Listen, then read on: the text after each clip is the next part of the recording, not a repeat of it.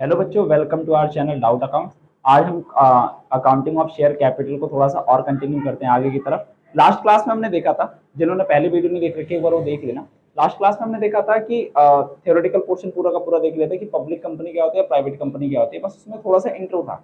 आज हम थोड़ा सा उसको डिटेल समझेंगे कि पब्लिक कंपनी क्या होती है, प्राइवेट कंपनी क्या होती है, शेयर्स कितने टाइप के होते हैं, और प्रमोटर्स क्या होते हैं क्या नहीं होते हैं, लिमिट्स क्या होते हैं, ये सारी की सारी चीजें देखेंगे। ठीक है, चलो चालू करते हैं। सबसे पहले देखते हैं कि देखो काइंड्स ऑफ कंपनीज की बात करें। काइंड्स ऑफ कंपनीज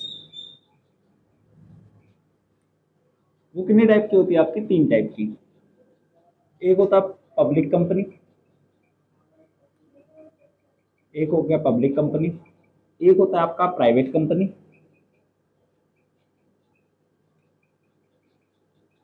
और एक होती है आपकी ओपीसी। ओपीसी की फुल फॉर्म होती है वन पर्सन कंपनी। ठीक है, ये तीन पॉइंट होते हैं और कुछ नहीं। सबसे पहले हम बात करते हैं पब्लिक कंपनी के बारे में। अगर आपको पब्लिक कंपनी पढ़ते हैं, उसके बाद प्राइवेट, फिर उसके बाद ओपीसी। सबसे पहले बात करते हैं पब्लिक कंपनी के बारे में। तो पब्लिक कंपनी की डेफिनेशन बहुत टफ डेफिनेशन है। टफ क्या है मतलब, कंपनीज एक्ट में जो लिखी गई है काफी ज्यादा टफ है। देखो जरा क्या लिखा हुआ है। Public company is a company, public company is a company which is not a private company, not a private company. इतनी भयानक डेफिनेशन इन्होंने कंपनीज एक्ट में, और ये मैं नहीं लिख रहा, ये एक्चुअल में कंपनीज एक्ट में दिया हुआ है कि पब्लिक कंपनी कौन सी कंपनी होती है। Public company is a company which is not a private company. ठीक है, जो एक प्राइवेट कंपनी नहीं है वही एक पब्लिक कंपनी है। तो ये डेफिनेशन बहुत आसान है, इतनी आसान पढ़ाई भी है। ठीक है, अब बात करते हैं लेकिन आपको पब्लिक कंपनी क्या होती है इसके लिए क्या बोला कि भाई जो प्राइवेट कंपनी नहीं है वो पब्लिक कंपनी है। तो पहले ये देखना होता है कि प्राइवेट कंपनी होती कौन सी है। समझ में आ गई बात? देखो पब्लिक कंपनी होती कौन सी है, बात आती है इस चीज की। प्राइवेट कंपनी इस company which has following restriction in following restriction in their article of association. आपने बचपन में पढ़ा होगा कि एक होता है एओए और एक होता है एमओए। एओए की फुल फॉर्म होती है आर्टिकल ऑफ एसोसिएशन, एमओए की फुल फॉर्म होती है memorandum of association. Memorandum of association में क्या लिखा रहता है, पहले हम थोड़ा सा ये डिस्कस कर लेते हैं। मेमोरेंडम ऑफ एसोसिएशन में लिखा रहता है कंपनी क्या है, कैसे काम करेगी, कौन सा नेचर है, कौन सा बिजनेस ये करेगी, क्या क्या काम कर सकती है, क्या क्या काम नहीं कर सकती है, इसमें कितने मेंबर्स है कितने मेंबर्स नहीं है। तो मतलब एक तरह से मदर बोला जाता है मेंबर ऑफ एसोसिएशन को। ठीक है, sorry member memorandum of association को। और एक होता है article of association. Article of association होता है आपका जिसमें कंपनी अपने सारे के सारे रूल्स एंड रेगुलेशंस लिखती है। मतलब कि इसके जो सेकेंडरीज लॉ होते हैं ना, कि लाइक अगर आपको कंपनी में किसी चीज का अप्रूवल चाहिए तो आपको किससे साइन करवाने पड़ेंगे। अगर कंपनी में कोई फाइनेंस से रिलेटेड काम है तो आपको किससे कंसल्ट करना पड़ेगा, किससे कंसल्ट नहीं करना पड़ेगा, सैलरी कितनी होगी मैनेजर की, मैनेजर का कमीशन कितना होगा, ये सारा का सारा लिखा रहता है आर्टिकल ऑफ एसोसिएशन में। ठीक है, जो कंपनी की सेकेंडरी लॉ होते हैं। अगर आप कंपनी में जाते हैं तो पहले आपको एओए पढ़ना जरूरी होता है। तो इसमें बोला है कि प्राइवेट कंपनी कौन सी होती है, which has a following restriction in their article of association. कुछ रिस्ट्रिक्शंस होती है उसमें। देखो कौन कौन से रिस्ट्रिक्शंस होती हैं। पहली रिस्ट्रिक्शन है, पहली रिस्ट्रिक्शन क्या होती है, रिस्ट्रिक्ट टू ट्रांसफरेबिलिटी, सॉरी ऐसे लिखते हैं हम इसको, ऐसे लिखते हैं ट्रांसफरेबिलिटी, ट्रांसफरेबिलिटी बिलिटी ऑफ शेयर्स इज रिस्ट्रिक्टेड। ठीक है, जैसे आप किसी कंपनी में पैसा जो होता है आप शेयर के फॉर्म में लगाते हो, तो शेयर के फॉर्म में जब पैसा लगाते हैं ना तो हम ट्रांसफर कर सकते हैं। जैसे आप शेयर मार्केट का अगर थोड़ा सा नॉलेज जानते हो तो शेयर मार्केट में जैसे मैंने शेयर खरीदा फिर मैं दूसरे बंदे को बेच सकता हूँ, तो मैंने शेयर क्या कर दिया, ट्रांसफर कर दिया। लेकिन प्राइवेट कंपनी में जो ट्रांसफरेबिलिटी है वो रिस्ट्रिक्ट होती है। रिस्ट्रिक्ट का मतलब थोड़ा सा मना होता है। ठीक है, सेकेंड पॉइंट क्या है, public issue in the form of any securities, securities is prohibited, prohibited. देखो अब क्या कहता है, public issue in form of any security, मतलब किसी भी फॉर्म में तुम पब्लिक से पैसा नहीं ले सकते। पब्लिक से पैसा मतलब आम जनता से पैसा नहीं लिया जा सकता, और ये प्रोहिबिट है। एक होता है प्रोहिबिट और एक होता है रिस्ट्रिक्टेड, दोनों का मतलब मना होता है, ठीक है। लेकिन दोनों में डिफरेंस क्या है, एक जगह रिस्ट्रिक्ट लिख दे, एक जगह प्रोहिबिट। देखो रिस्ट्रिक्ट का मतलब क्या होता है कि मना तो है, लेकिन कुछ सर्टेन कंडीशन में या कुछ कंडीशंस ऐसी होंगी जहां पे इसको टाला जा सकता है, मतलब कि यहाँ पे उसको फॉलो नहीं करेंगे। प्रोहिबिटेड का मतलब क्या होता है, सख्त मना। अगर मना है तो मना है, किसी भी कंडीशन में वहां से हटाया नहीं जाएगा। जैसे आप हॉस्पिटल या मेट्रो स्टेशन वगैरह पे कहीं जाते हैं तो वहां लिखा रहता है ना, स्पिटिंग इज प्रोहिबिटेड, मतलब थूकना सख्त मना है। ऐसा नहीं कि ज्यादा आ रहा है तो थूक दो, ऐसा नहीं होता कभी भी।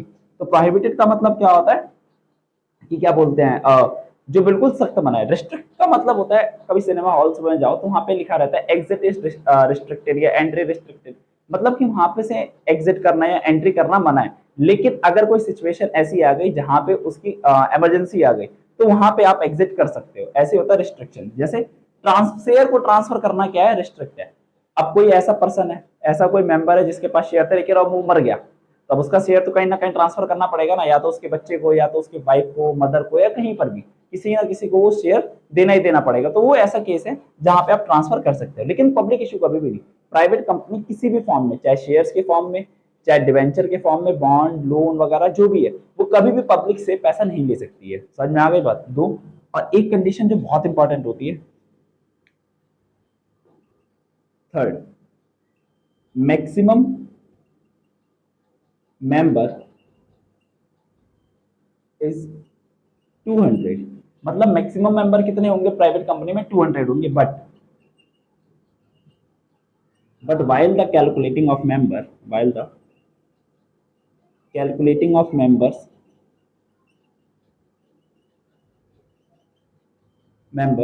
present and past employees should be excluded, present and past employee should be excluded, ठीक है। और joint member counted as one and joint member counted as one। देखो ये बहुत इंपॉर्टेंट पॉइंट आ जाता है। इसमें क्या है क्या नहीं है, दिख रहा है आपको? हाँ दिख तो रहा है। देखो यहाँ पे क्या कह रहा है, लास्ट जो ये सबसे इंपॉर्टेंट है, यहाँ से एमसीक्यू बनता है कि जो मैक्सिमम मेंबर्स होते हैं ना प्राइवेट कंपनी में, वो 200 हो सकते हैं। मैक्सिमम मेंबर कितने हो सकते हैं, 200। लेकिन जब हम 200 की काउंटिंग करेंगे ना, जब हम 200 की काउंटिंग करेंगे तो इसमें हम प्रेजेंट और पास्ट एम्प्लॉय को इंक्लूड नहीं करेंगे। प्रेजेंट और पास्ट दोनों एम्प्लॉयज को हम यहाँ पे इंक्लूड नहीं करेंगे। मतलब वो मेंबर तो माने जाएंगे, लेकिन हम उसको मेंबर काउंट नहीं करेंगे, ठीक है। ये प्राइवेट कंपनी को कंपनीज एक्ट ने कुछ छूट दे रखी है कि लाइक आप ये सब ले सकते हैं, ऐसी कोई दिक्कत नहीं है। जैसे मान लो मैं एक प्राइवेट कंपनी में हूँ और मैं वहां पे काम कर रहा हूँ, और मैंने क्या कर लिया, वहां का शेयर खरीद लिया, मतलब मेरे को कंपनी ने शेयर दे दिया। समझ में आ गई बात? तो मैं वहां का तो मेंबर बन गया, लेकिन मैं वहां का क्या हूँ, प्रेजेंट एम्प्लॉय। तो मैं मेंबर तो हूँ वहां का, लेकिन जब काउंट करा जाएगा ना तो मुझे काउंट नहीं करा जाएगा एज अ मेंबर, सिर्फ रिकॉर्ड्स में। वैसे मैं मेंबर माना जाऊंगा, ठीक है। ये होता है प्रेजेंट एम्प्लॉय। एक होता है पास्ट एम्प्लॉय। पास्ट एम्प्लॉय का मतलब क्या होता है, पहले मैं काम करता था वहां पे, फिर वहां पे मैंने मेंबर बन गया, फिर मैंने जॉब क्या कर दी, रिजाइन कर दिया, मतलब वहां से छोड़ दिया मैं, सॉरी छोड़ दी मैं, क्या बोल रहा हूँ, छोड़ दिया मैं, ठीक है। तो उस केस में भी मैं मेंबर तो हूँ उस फर्म का, लेकिन तब भी मैं वहां के काउंटिंग में नहीं आऊंगा, वो एक्सक्लूड हो जाऊंगा मैं काउंटिंग में, क्योंकि जो पास्ट एम्प्लॉय होता है उसको भी क्या कर दिया जाता है, एक्सक्लूड कर दिया जाता है। अब एक एग्जाम्पल और सुनो, जैसे एक एम्प्लॉय है, ठीक है, वो पहले एम्प्लॉय था, फिर इसने जॉब को क्या कर दिया, रिजाइन कर दिया। अब वो वहां का पार्ट नहीं है वो, ठीक है, जॉब को रिजाइन करता है और उसके बाद क्या होता है, वो वापस से उस फॉर्म में मेंबर बन जाता है। मतलब कि जॉब तो छोड़ के चला गया, उसके बाद वो मेंबर बना है, तो क्या उसको काउंट करा जाएगा? उसको काउंट जरूर करा जाएगा। समझ में आ गई बात? क्योंकि वो पास्ट एम्प्लॉय तो था, लेकिन पहले वो जब वो एम्प्लॉय था तब वो मेंबर नहीं था, जब वो एम्प्लॉय से हटके गया तब जाके वो बाद में मेंबर बना है, ठीक है। तो इसको इंक्लूड करा जाएगा कैलकुलेशन में, लेकिन पास्ट एम्प्लॉय और प्रेजेंट एम्प्लॉय दोनों को इंक्लूड नहीं किया जाता। इस बात को याद रखना। एक पॉइंट और है आपका, जॉइंट मेंबर जो होते हैं, जॉइंट मेंबर, उसको क्या करा जाता है, काउंट करा जाता है एज वन। मतलब मान लो दो प्राइवेट कंपनी 10 लाख का अपना एक शेयर दे रही थी, तो दो बंदों ने मिलकर ले लिया, मान लो हस्बैंड एंड वाइफ दोनों ने मिलकर ले लिया, तो देखने में दोनों ने 5-5 लाख रुपए दिए, तो हैं तो दोनों ही मेंबर, ऐसी बात नहीं दोनों मेंबर नहीं, दोनों ही है, लेकिन उन दोनों को एक यूनिट काउंट करा जाएगा। समझ में आ गई बात? सिर्फ उन दोनों को क्या कर दिया जाएगा, एक यूनिट काउंट करा जाएगा। तो जब 200 मेंबर की कैलकुलेशन होती है ना, तो ये सारे मेंबर्स माने जाएंगे, ऐसी बात नहीं मेंबर्स नहीं माने जाएंगे, बस उनको कैलकुलेशन में क्या कर दिया जाता है, छूट दे दी जाती है। वो उसके पीछे का रीजन ये है, क्योंकि अब 200 मेंबर अगर ऐसे काउंट करने लग गए, फिर तो जो प्राइवेट कंपनी को अगर फंड की जरूरत होगी एज अ ऑनर कैपिटल, तब तो उनको मिल ही नहीं पाएगा, क्योंकि 200 मेंबर तो ऐसे कंप्लीट हो जाते हैं। ठीक है, अभी आप आगे पढ़ेंगे ESOP, employ stock option plan, वहां पे भी ना हम अपने एम्प्लॉयज को कुछ प्लान उनको मोटिवेट करने के लिए अपनी कंपनी के शेयर्स दे देते हैं कि भाई तुम भी काम करो और तुम्हारा जितना ज्यादा प्रॉफिट होगा उतना ही तुम भी ग्रो करोगे।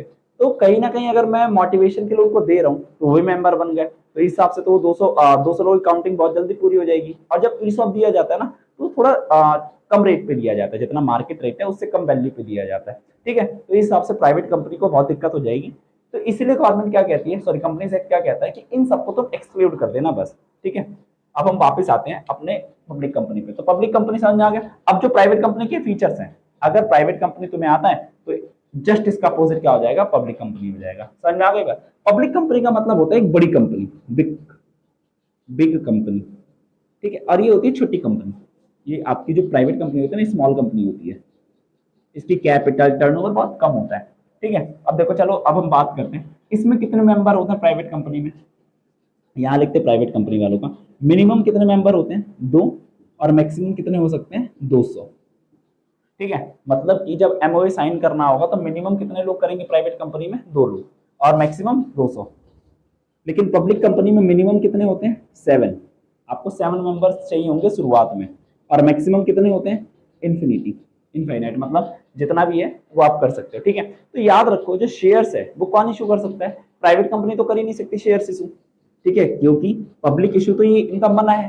ठीक है, तो जो कभी भी कंपनी जो शेयर इशू करती है वो हमेशा कौन सी कंपनी होती है, पब्लिक कंपनी होती है, बड़ी कंपनी होती है। पब्लिक कंपनी की पहचान क्या होती है, प्राइवेट कंपनी की पहचान क्या होती है, देखो पब्लिक कंपनी जो होती है उसके पीछे लिखा रहता है Pvt LTD, sorry public company है ना, पब्लिक कंपनी के पीछे लिखा रहता है एलटीडी, लिमिटेड।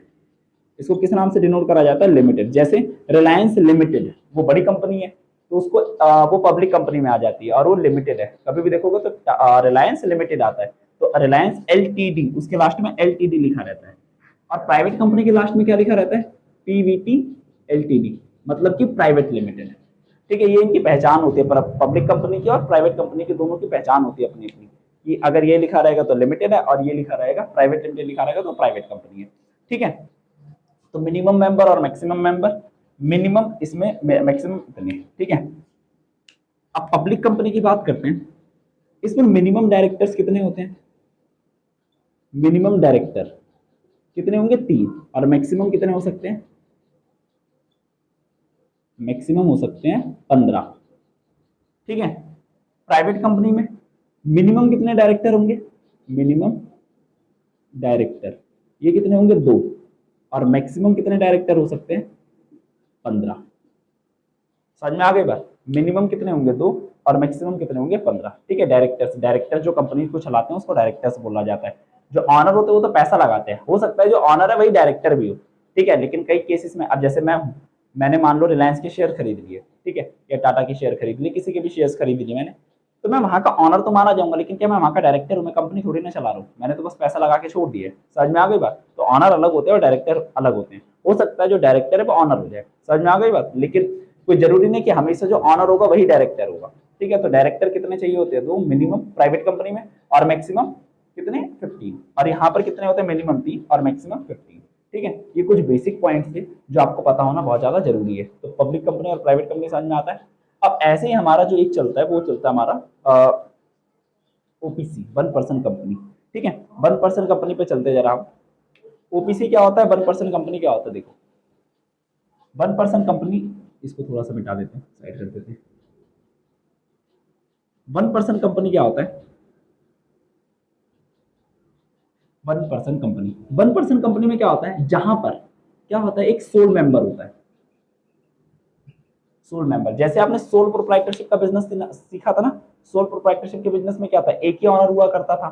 ठीक है, वही सेम चीज यहाँ पे भी सोल मेंबर ही रहेगा, लेकिन फर्क क्या होता है, फर्क ये होता है, सोल प्रोप्राइटरशिप में कोई रजिस्ट्रेशन की जरूरत नहीं थी, लेकिन अगर आपको 1% कंपनी खोलनी है, ओपन करनी है, तो उस केस में आपको कंपनीज एक्ट में रजिस्ट्रेशन लेने की जरूरत पड़ जाएगी। ठीक है, तो सोल प्रोप्राइटरशिप वाले 1% में क्या होता है, इस वाले में क्या डिफरेंस है। सोल प्रोप्राइटरशिप में जो बिजनेस था ना, वहां पे जो प्रोप्राइटर था, जो ऑनर था, उसकी जो लायबिलिटी होती थी वो अनलिमिटेड होती थी। यहाँ पे जो लायबिलिटी होती है वो लिमिटेड होती है। समझ में आ गई बात। तो 1% कंपनी कोई कंपनी का पार्ट नहीं है, ये प्राइवेट कंपनी का एक पार्ट है। समझ में आ गई बात। प्राइवेट कंपनी का एक पार्ट होता है ओपीसी, 1% कंपनी। ठीक है, इसमें एक सोल मेंबर होता है और एक नॉमिनी होता है। एक क्या होता है आपका, नॉमिनी होता है। ठीक है, एक सोल मेंबर है और एक नॉमिनी है। नॉमिनी क्यों दिखाया जाता है, क्योंकि जो सोल मेंबर है ना, अगर उसको बाई चांस कुछ हो जाता है या कोई दिक्कत हो जाती है, वो छोड़ के चला जाता है, तो नॉमिनी क्या बन जाएगा, सोल मेंबर। सोल मेंबर को, वही सोल मेंबर ही ऑनर होता है यहाँ का। ठीक है, तो यहाँ पे मिनिमम कितने मेंबर होते हैं, एक, और मैक्सिमम भी कितना हो सकता है, एक।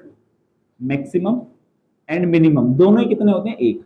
अगर आप एक से ज्यादा बंदे रख लोगे तो वो बट ऑब्वियस सी बात है कितने हो जाएंगे, वो आपका प्राइवेट कंपनी में आ जाएगा। तो मिनिमम भी एक मेंबर है और मैक्सिमम भी एक ही मेंबर हो सकता है।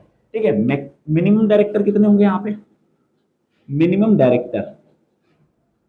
डायरेक्टर एक होता है, और मैक्सिमम डायरेक्टर कितने होते हैं आपके, 15। याद रखो, देखो ओपीसी में मिनिमम डायरेक्टर एक है, प्राइवेट कंपनी में 2 है, और पब्लिक कंपनी में 3 है। और तीनों में मैक्सिमम की जो लिमिट है वो 15-15 बिल्कुल सेम है, वहां पे कोई चेंज ही नहीं है। समझ में आ गई बात। तो 1% कंपनी ये होता है जहाँ पे एक सोल मेंबर और एक नॉमिनी होता है। एक बात और याद रखना, जो सोल मेंबर है वो एक कंपनी में सॉरी एक ओपीसी में सोल मेंबर बन सकता है और किसी दूसरी ओपीसी में नॉमिनी बन सकता है। समझ में आ गई। जैसे मैं हूँ, मेरा बिजनेस है, मैं वहां पे सोल मेंबर मतलब मेन ऑनर हूँ, और दूसरी जगह पे मैं क्या बन सकता हूँ आपका, दूसरी जगह पे मैं बन सकता हूं आपका नॉमिनी, मतलब कि लेट सपोज आपका बिजनेस है, वहां पे मैं नॉमिनी बना हुआ हूं। ठीक है, लेकिन मैं एक से ज्यादा फर्म में नॉमिनी नहीं बन सकता। ठीक है, और अगर थोड़ा सा और डीप में घुसे, हल्का सा और आगे चलते हैं, मान लो 2 ओपीसी थी, यहाँ पे चलते हैं, एक ओपीसी ये रही और एक ओपीसी ये रही। मैं यहाँ का sole member SM sole member हूँ और इस कंपनी का नॉमिनी हूँ। ये मान लो ए बी है, ये एक्स वाई है। ठीक है, अब मैं यहाँ का सोल मेंबर हूँ, यहाँ का नॉमिनी हूँ। मान लो यहाँ का जो सोल मेंबर था एक्स वाई का, उसकी हो गई डेथ। ठीक है, अब मैं यहाँ का जो नॉमिनी था, मैं सेम वही जगह क्या बन जाऊंगा, मैं भी सोल मेंबर बन जाऊंगा। तो अब मैं देखा जाए तो दोनों जगहों पे सेम सोल मेंबर आ गया। ए बी में भी मैं ही सोल मेंबर हूँ, मतलब मैं ही ऑनर हूँ, एक्स वाई में भी मैं ही ऑनर हूँ। तो इस केस में विद इन 180 डेज मुझे डिसीजन लेना पड़ता है, विद इन 180 डेज मुझे डिसीजन लेना पड़ता है कि मैं किसका सोल मेंबर बन के रहूंगा। समझ में आ गई बात, क्या मैं ए बी का बनना चाहता हूँ या एक्स वाई का। तो एक टाइम पे एक सोल मेंबर एक ही कंपनी का हो सकता है, एक से ज्यादा कंपनी का वो सोल मेंबर नहीं हो सकता। ठीक है, और एक बात और याद रखो, इसमें कौन कौन से बिजनेसेस नहीं चलाए जा सकते, मतलब कोई आप एनजीओ टाइप का काम नहीं कर सकते ओपीसी लेकर, नॉन बैंकिंग फाइनेंशियल एक्टिविटी वगैरह कुछ भी नहीं कर सकते हो। समझ में आ गई बात। तो ओपीसी का जो बिजनेस होता है वो नॉर्मल होता है, आप नॉन बैंकिंग फाइनेंशियल एक्टिविटी या कोई एनपीओ से रिलेटेड काम कभी भी नहीं कर सकते हो। ठीक है, ले एक ओपीसी को प्राइवेट कंपनी कब माना जाता है, वहां पे भी एक लिमिट आ जाती है।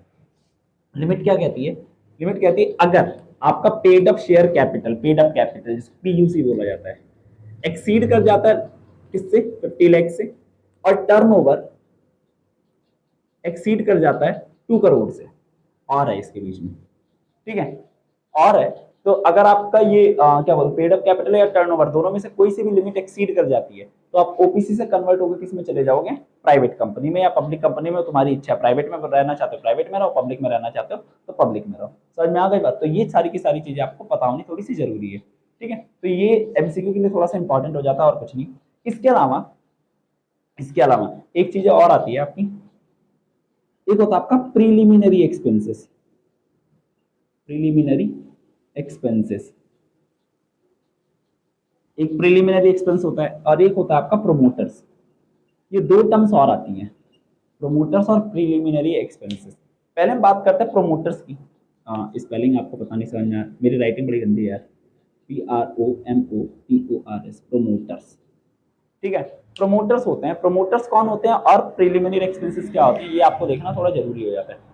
प्रोमोटर्स वो होते हैं जो कंपनी को बनाते हैं, जो फॉर्म करते हैं। जैसे मान लो प्राइवेट कंपनी बना रहा था, ठीक है, मैं और मेरा ब्रदर, लेट्स सपोज मैं ए और बी दोनों ने मिलकर क्या बनाई, एक कंपनी बनाई। मतलब कि बनाने का मतलब क्या है, बिजनेस को चालू कर रहे थे। जब बिजनेस को चालू करेंगे तो उसमें जो रजिस्ट्रेशन हो गया, लीगल एक्सपेंसेस हो गए, या जितने भी फोटो कॉपी वगैरह की जो भी खर्चे होते हैं, ठीक है, खर्चे करने वाला जो बंदा था जिसके दिमाग में वो आइडिया आया था कि हम ये बिजनेस करेंगे, ठीक है, तो उनको क्या बोला जाता है, प्रोमोटर बोला जाता है, जो कहीं ना कहीं कंपनी को प्रमोट या इनकॉर्पोरेट करते हैं, उनको क्या बोला जाता है, प्रोमोटर्स बोला जाता है।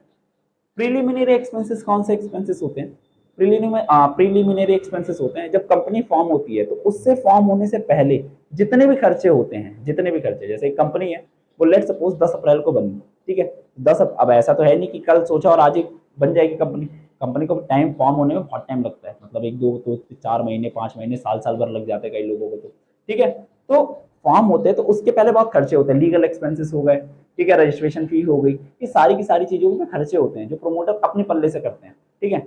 तो उस केस में कंपनी को फॉर्म होने से पहले जो भी खर्चे होते हैं उसको क्या बोला जाता है, प्रीलिमिनरी एक्सपेंसेस बोला जाता है, समझ में आ गई बात। तो ये प्रीलिमिनरी एक्सपेंस था, अब ये प्रोमोटर्स था। अभी हम थोड़ा सा और आगे चलते हैं शेयर्स पे, कि शेयर्स कितने टाइप के होते हैं, कितने टाइप के नहीं होते, क्या होता है क्या नहीं होता, ठीक है। चलिए जी, अब हम थोड़ा सा और आगे बढ़ते हैं शेयर्स पे।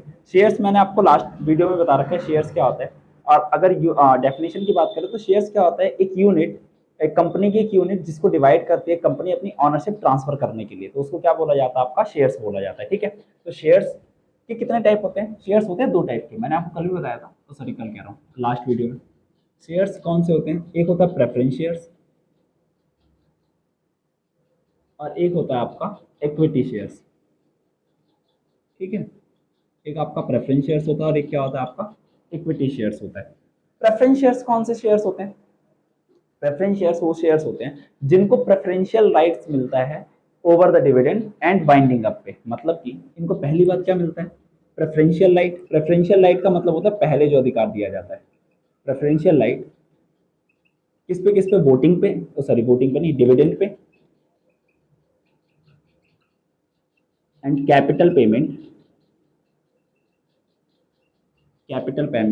At the time of binding up, at the time of binding up, ठीक है। मतलब कि जब प्रेफरेंस शेयर्स कौन सा होता है, उनको प्रेफरेंशियल राइट मिलते हैं डिविडेंड पे और कैपिटल पेमेंट पे। डिविडेंड क्या होता है, प्रॉफिट का एक हिस्सा जो ऑनर को दिया जाता है उसको क्या बोलते हैं, आपका डिविडेंड बोला जाता है। जैसे कैप जो प्रॉफिट होते हैं वो 3 टाइप में बढ़ते हैं ना, एक तो होता है आपका डिविडेंड, एक होता है रिटेन अर्निंग जो जनरल रिजर्व वगैरह बना के रखते हैं, और एक होता है आपका कॉर्पोरेट टैक्स, तो उस प्रॉफिट में से ही सब कुछ दिया जाता है। तो प्रॉफिट के एक हिस्से को क्या बोला जाता है, डिविडेंड बोला जाता है। तो जब डिविडेंड पे करा जाएगा ना तो सबसे पहले प्रेफरेंस शेयर वालों को दिया जाएगा डिविडेंड उठा के, कि पहले तुम ले लो, उसके बाद अगर बचेगा तो किसको दिया जाता है, इक्विटी शेयर्स वालों को। और पहली बात, जो प्रेफरेंस शेयर्स वालों को डिविडेंड होता है वो आपको फिक्स रेट से दिया जाता है, जैसे प्रेफरेंस शेयर्स होते हैं ना, ऐसे लिखा रहता है 12% प्रेफरेंस शेयर, ठीक है, 10% प्रेफरेंस शेयर। इसका मतलब क्या है कि जो डिविडेंड होगा इनको कितने के परसेंट के हिसाब से मिलेगा, 12% के हिसाब से क्या दिया जाएगा, डिविडेंड दिया जाएगा।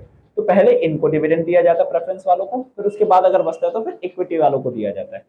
और कैपिटल पेमेंट का मतलब क्या होता है, जब वाइंडिंग अप होती है कंपनी की, जब कंपनी लास्ट में बंद हो जाती है तो उस टाइम पे जब कैपिटल को पे करने की बारी आती है ना ऑनर्स को, तो ऑनर में भी सबसे पहले किसको प्रेफरेंस दिया जाता है, प्रेफरेंस शेयर्स वालों को। अगर मान लो कंपनी बंद होने वाली तो सबसे पहले वो आउटसाइडर को पैसा पे करती है, उसके बाद बचता है तो ऑनर को पैसा देती है, ठीक है। तो ऑनर में भी 2 टाइप के शेयर्स होते हैं, शेयर होल्डर होते हैं, एक प्रेफरेंस शेयर और एक इक्विटी शेयर्स। तो सबसे पहले प्रेफरेंस वालों को दिया जाएगा और बाद में किसको दिया जाएगा, इक्विटी शेयर्स वालों को दिया जाएगा अगर बच गया तो, ठीक है। लेकिन एक लॉस होता है प्रेफरेंस शेयर्स में, ये एक्चुअल ऑनर नहीं होते हैं, इनको वोटिंग राइट नहीं होता है, इनको वोटिंग राइट नहीं होता है कोई सा भी, और इनको वोटिंग राइट होता है, ठीक है। इनको क्या प्रोवाइड कराया जाता है, वोटिंग राइट। वोटिंग राइट का मतलब क्या होता है कि अगर कंपनी में कोई डिसीजन से लेने हैं तो इक्विटी शेयर्स वालों से कंसर्न करा जाएगा, इनसे कंसर्न नहीं करेंगे, तुम आओ तुम पैसा लो और जाओ, समझ में आ गई बात। तो ये था प्रेफरेंस शेयर्स और इक्विटी शेयर्स में कुछ एक बेसिक डिफरेंस जो आपको पता होना थोड़ा सा कंपलसरी है, जरूरी है। इस चैप्टर में आप इक्विटी शेयर्स के बारे में पढ़ोगे, ठीक है। इक्विटी शेयर्स ही ज्यादा, कंपनी जो है ज्यादातर इक्विटी शेयर्स ही इशू करती है और यही चलता रहता है, ठीक है। प्रेफरेंस शेयर्स पे आपको है ही नहीं इस पूरे बुक में आपको, ठीक है। अब देखो, अब जब कंपनी शेयर्स इशू करती है ना, जब कंपनी शेयर्स इशू करती है, शेयर्स जब इशू करती है तो यहाँ पे कॉन्सेप्ट आता है मिनिमम सब्सक्रिप्शन का, ये आपको थोड़ा पता होना जरूरी है, मिनिमम सब्सक्रिप्शन का। मिनिमम सब्सक्रिप्शन क्या होता है क्या नहीं होता, देखो मिनिमम सब्सक्रिप्शन में क्या होता है आपका, कि जो कंपनी होती है वो एक इशू करती है प्रोस्पेक्टस। अब मिनिमम सब्सक्रिप्शन से एक बात और निकल के आती है, प्रोस्पेक्टस। प्रोस्पेक्टस क्या होता है जी, अब अभी मैंने एक वर्ड बोला प्रोस्पेक्टस नाम का, ठीक है। प्रोस्पेक्टस क्या होता है, प्रोस्पेक्टस ये होता है जब कंपनी शेयर्स इशू करती है कुछ भी इशू करती है तो अपने बारे में डिटेल देती है कि वो कंपनी का क्या नाम है, क्या काम है, कौन से डायरेक्टर्स है, कौन से ऑनर्स हैं, कि पहले उनका टर्नओवर क्या था, अब कितना टर्नओवर है, एसेट्स क्या है, लायबिलिटी क्या है, पूरी बैलेंस शीट देना। ये सारा का सारा किस में दिया जाता है, प्रोस्पेक्टस में दिया जाता है। प्रोस्पेक्टस एक नॉर्मल सा वर्ड है जहाँ पे डिटेलिंग दी जाती है, जैसे कॉलेजेस के प्रोस्पेक्टस हो गए, स्कूल के प्रोस्पेक्टस हो गए, तो प्रोस्पेक्टस मतलब ये होता है। ठीक, अच्छा इन सबसे पहले एक बात और कि शेयर कौन इशू कर रही है, equity share, preference share public company कर रही है, प्राइवेट कंपनी शेयर इशू कर ही नहीं सकती है। ठीक है, तो प्रोस्पेक्टस इशू करती है। तो यहाँ पे जो मिनिमम सब्सक्रिप्शन है ना, ये दो टाइप से आता है, एज पर कंपनीज एक्ट और as per SEBI. As per SEBI, SEBI, securities and exchange boards of India. ठीक है, एज पर कंपनी एक्ट क्या कहता है, मिनिमम सब्सक्रिप्शन की जितना प्रोस्पेक्टस में लिखा है उतना आपको क्या करना पड़ेगा, सब्सक्राइब हो जाना चाहिए। मान लो प्रोस्पेक्टस में लिखा है कि मिनिमम सब्सक्रिप्शन जो है, मिनिमम सब्सक्रिप्शन 95% है, तो जितने भी शेयर इशू करे गए हैं उसमें से 95% शेयर क्या हो जाने चाहिए, सब्सक्राइब हो जाने चाहिए। सब्सक्राइब का मतलब क्या होता है, कंपनी के जो शेयर्स हैं 95% लोग उस शेयर को खरीद लें। समझ में आ गई बात, उसको बोलते हैं सब्सक्राइब होना। और एज पर सेबी क्या बोला जाता है, एज पर सेबी बोलते हैं मिनिमम 90% की क्या होनी चाहिए, सब्सक्रिप्शन रिसीव होनी चाहिए। अगर 90% से क्या है, कम है, तो आपको मिनिमम सारा का सारा फुल अमाउंट क्या कर देना पड़ेगा, रिफंड कर देना है, रिफंड कर देना है with in 15 days, with in 15 days. ठीक है, मतलब कि अगर मिनिमम सब्सक्रिप्शन प्राप्त नहीं हुए 90% के, तो विद इन 15 डेज जितना भी पैसा रिसीव हुआ था वो सारे के सारे शेयर होल्डर्स को वापस कर देना है। ठीक है, इसी को क्या बोला जाता है, मिनिमम सब्सक्रिप्शन। अगर आप विद इन 15 डेज नहीं कर पाते हो तो 15 डेज के बाद आपके ऊपर 12% से इंटरेस्ट लगेगा, आपका मतलब कंपनी के ऊपर। जैसे मान लो कंपनी ने 100 करोड़ के शेयर इशू करे, 100 करोड़ के शेयर इशू करे, लेकिन इसको सिर्फ लेट सपोज 85 करोड़ लोगों ने खरीदा, 85 करोड़ रुपीस के शेयर सिर्फ खरीदे गए, तो कहीं ना कहीं सिर्फ 85% शेयर सब्सक्राइब हुए हैं। मिनिमम सब्सक्रिप्शन कितना था, 90%। ठीक है, मिनिमम कितना था आपका, 90%। तो यहाँ पे 90% से कम है ना, तो कंपनी को विद इन 15 डेज 85 करोड़ को वापस कर देना होगा, ये इस पैसे को भी नहीं रख सकती है। ठीक है, विद इन 15 डेज इसको वापस कर दे, नहीं तो 15 डेज के बाद इसको 12% का इंटरेस्ट देना पड़ेगा। तो ये कुछ मिनिमम सब्सक्रिप्शन का भी केस था।